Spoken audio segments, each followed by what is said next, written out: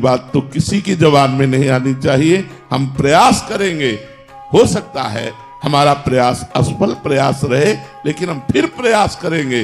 तो 1 2 3 बार 4 बार हम किसी बार तो सफल प्रयास करने वाले बन ही जाएंगे। हमें निराशा बिल्कुल पसंद नहीं।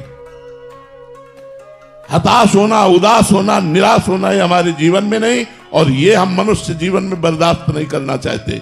आप लोग वहीं परास्त हो रहे हो जहां भगवान का आश्रय नहीं। ये क्या है? आप विचार करके देखिए, जिसकी दोनों किडनी फेल हो, डायलिसिस हो रहा हो, शरीर भीषण कष्ट से युक्त हो, हम दहाड़ रहे हैं, अभी मृत्यु हो जाए उसकी क्या परवाह। हम भगवान के जन हैं, भगवान के अंश, हम कोई शरीर थोड़ी है।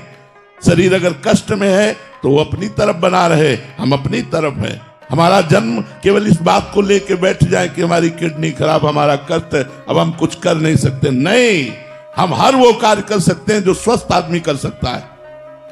हमारे में जोश होना चाहिए, हमारा में संकल्प शक्ति होनी चाहिए। वो तभी होगी जब अध्यात्म से जुड़ोगे।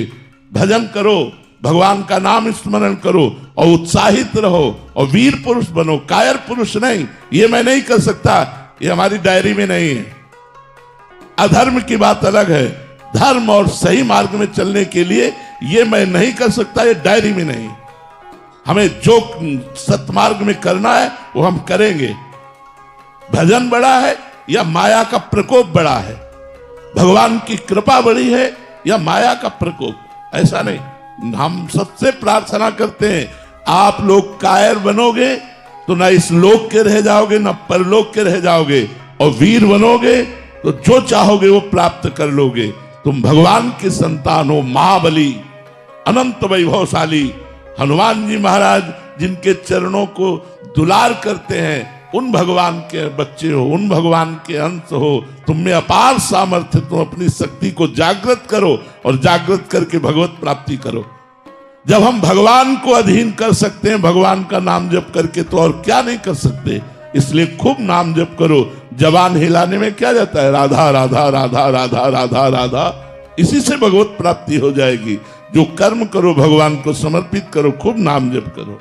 देखो, भोग विलास तो लंका में भी बहुत था, लेकिन विभीषण जी ने भक्ति की कि नहीं की?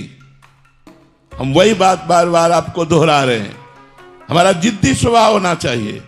हम जिस कार्य को करना है उसे करके रहेंगे, चाहे लाख बाधाएं आए, मुझे परास्त कोई नहीं कर सकता।